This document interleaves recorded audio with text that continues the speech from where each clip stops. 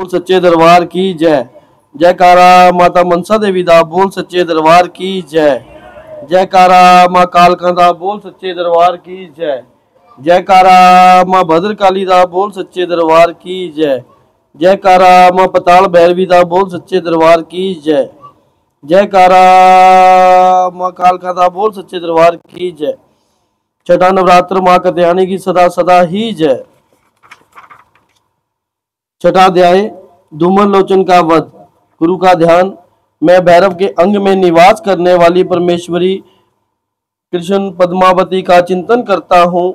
वे नागराज के आसन पर बैठी है। नागों के फनों में सुशोभित होने वाली मणियों की विशाल माला से उनकी देहलता आभासित हो रही है। सूर्य के समान उनका तेज है। 3 नेत्र हैं जो देवी की शोभा बढ़ा रहे हैं। वह हाथों में माला, कुंभ, कपाल और कमल लिए हुए हैं तथा उनके मस्तक में अर्धचंद्र का मुकुट सुशोभित है। गुरुदेव कहते हैं, देवी का यह कथन सुनकर दूत को बड़ा अमर्ष हुआ और उसने दैत्यराज के पास जाकर सब समाचार विस्तार पूर्वक कह सुनाया।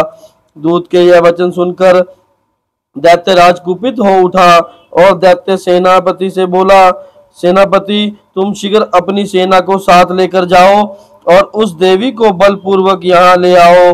उसकी रक्षा के लिए यदि गंधर्व ही क्यों ना हो और उसे अवश्य मार डालना।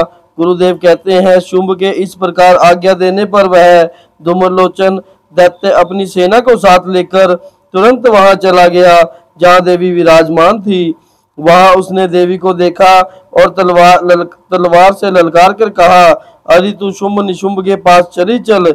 इस समय प्रसन्नता पूर्वक मेरे साथ स्वामी के समीप नहीं चलेगी तो मैं बल पूर्वक तुम्हें ले चलूंगा। देवी बोली, तुम्हें दैत्यों के राजा ने भेजा है। तुम स्वयं भी बलवान हो और तुम्हारे साथ विशाल सेना भी है। यदि ऐसी दशा में तुम मुझे बलपूर्वक ले भी चलोगे तो मैं तुम्हारा क्या कर लूंगी। गुरुदेव कहते हैं, देवी के यूं कहने पर असुर धूम्रलोचन उनकी ओर दौड़ा। तब अंबिका ने हूं शब्द के उच्चारण मात्र से ही उसे भस्म कर दिया। फिर तो क्रोध में भरी हुई दैत्यों की विशाल सेना और अंबिका ने एक दूसरे पर तीखे सहायकों शक्तियों के साथ तथा पर्चों की वर्षा आरंभ कर दी। इतने में ही देवी का वाहन सिंह क्रोध में भरकर भयंकर गर्जना करके गर्दन के बालों को हिलाता हुआ असुरों की सेना में कूद पड़ा। उसने कुछ दैत्यों को पंजों की मार से, कितनों को अपने जबड़ों से और कितने महादैत्यों को पटक कर ओंठ की धार से घायल कर मार डाला। सिंह ने अपने नखों से कितने ही पेट फाड़ डाले और कितने थप्पड़ मारकर कितनों के सिर धड़ से अलग कर दिए, कितनों की भुजाएं और मस्तक काट दिए तथा अपनी गर्दन के बाल हिलाते हुए उसने दूसरे दैत्यों के पेट फाड़कर सिंह ने दैत्यों की खून पीना आरंभ कर दिया। अनंत क्रोध में भरे हुए देवी के वाहन सिंह ने क्षण भर में ही असुरों की सारी सेना का संहार कर दिया।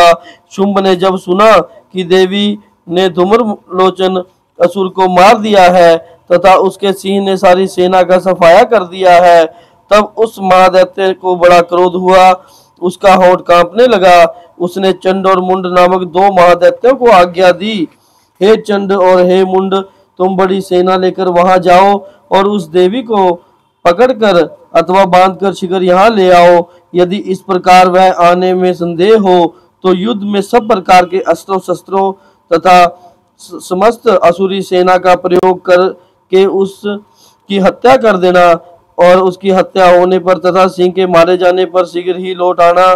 धूम्रलोचन वध नामक छठा अध्याय संपूर्ण हुआ। बोलो सच्चे दरबार की जय। मणि माजरा कालका गद्दी की जय। माँ कालका दी सदा सदा ही जय। जयकारा माँ भद्रकाली दा बोल सच्चे दरबार की जय।